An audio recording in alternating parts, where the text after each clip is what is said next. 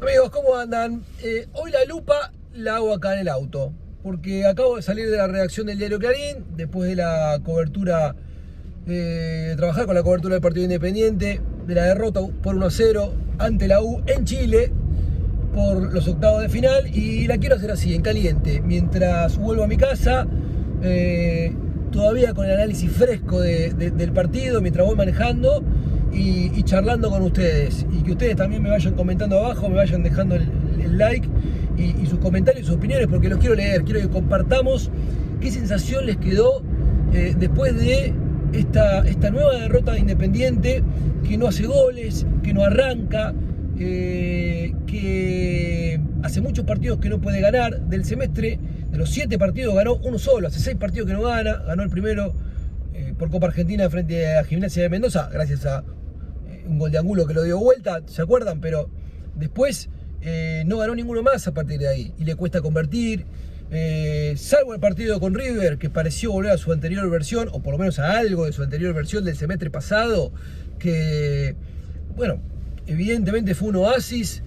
Después Independiente no engrana, ¿sí? Y ahora en Chile buscó darle una continuidad, porque esto es verdad, buscó darle una continuidad a esos primeros minutos al partido con River. Por eso Bacari no tocó nada, repitió el 11, otra vez Abaldo en esa función de falso 9, moviéndose por todo el frente de ataque, arrancando como centrodelantero, pero sin ser un centrodelantero neto, y parecía que le funcionaba al principio, porque en menos de 5 minutos Independiente generó un par de remates al arco con Montiel y con Loyola. De verdad, se fueron recontralejos, pero de movida demostró sus intenciones buenas, saludables, de querer ir a buscarlo, de ser vertical, de ser directo, de querer golpear de entrada, pero le duró poco.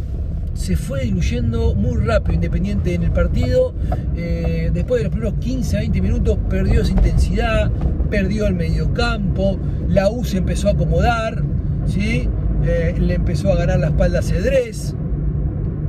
A partir de la pelota parada, la U empezó a generar situaciones y a generarle inseguridad a la defensa de Independiente, hasta que, bueno, una gran jugada por la derecha de Ormazábal, el carrilero derecho, que dejó un par de jugadores en el camino, dio el pase al medio, y Asadi, este pibe de 21 años, el 10 de la U, que realmente muy interesante, con 2 toques definió. O sea, la paró de izquierda, remató de primera con la derecha, dejó de garpe a todos los que lo iban a marcar, le ganó, de hecho recibió la espalda de Cedrés, y a cobrar, ¿sí? La puso contra un poste, nada que hacer para Rey, vencidísimo, porque no podía, ni aunque se tirara por completo.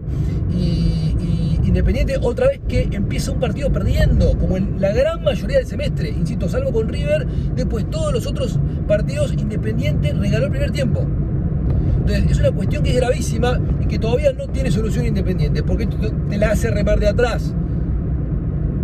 Ahora, así todo, hubo una reacción en el segundo tiempo, porque Bacari la vio bien.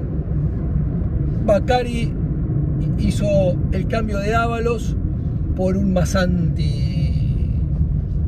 A ver, ¿qué palabra podemos utilizar?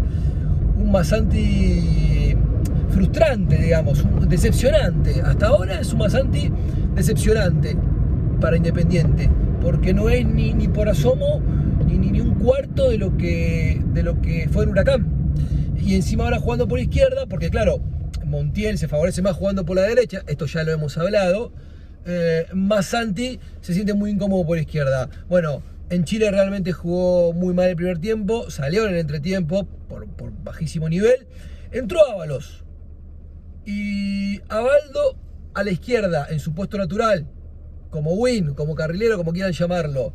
Y la verdad que el paraguayo entró bien, porque entró a pivotear, entró a bajar pelotas, entró a conectarse con Abaldo. Hicieron en una buena pared, Abaldo le quedó para la zurda, definió desviado, pero empezó Independiente a partir de ese cambio a acomodarse mejor. Cabral empezó a tomar más contacto también, lo empezó a merodear a este Independiente, a esta U de Chile, que ya no tenía el protagonismo del primer tiempo, ¿sí? O de la segunda parte del primer tiempo, en donde había hecho el gol y donde tuvo varias situaciones. Le quedaba a la U, le empezó a quedar lejos el arco del Rey, y a Independiente le quedó muy cerca el arco de la U.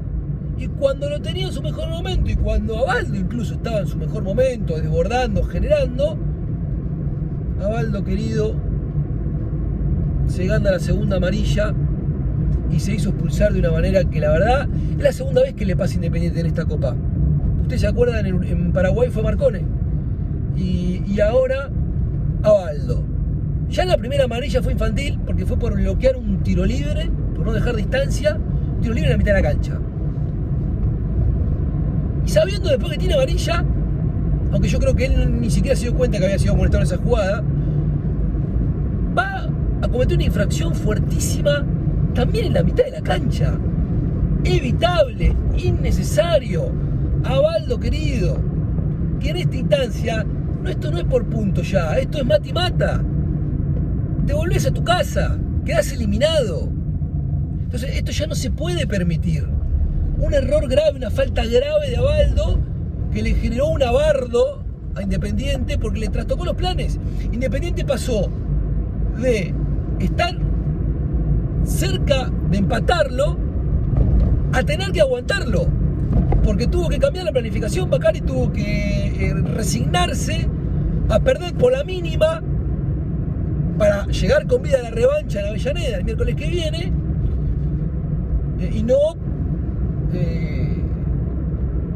cometer el error de por ahí ir a buscarlo y por ahí te volvías con un 2-0, que es diferente, porque el margen es así. Un 2-0 es muy complicado. Ahora, te trajiste un 1-0 con los últimos 25 minutos con un hombre menos. Bueno, vos acá la podés revertir. Tranquilamente Independiente la puede revertir, pero claro, primero tiene que revertir su juego Independiente. Entonces, pero eso fue lo que pasó. La expulsión de Verde, de llamarlo inocente, de naif, de irresponsable, como, no sé, negligente, lo condenó a resignarse a perder por la mínima diferencia. Y en el momento en que estaba para matarlo, porque Independiente había reaccionado, le había doblegado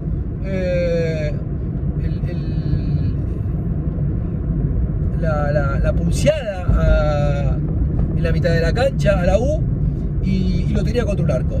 Bueno, todo eso a la basura por una roja totalmente evitable, cosas que deberá ver el entrenador, ¿sí?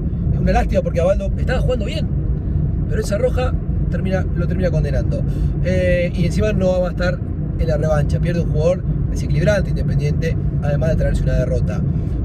Preocupante, obviamente. A mí me deja un poco tranquilo la reacción que tuvo Independiente en el segundo tiempo. Después con la roja quedó totalmente esposado con las manos sin poder hacer nada, ¿sí?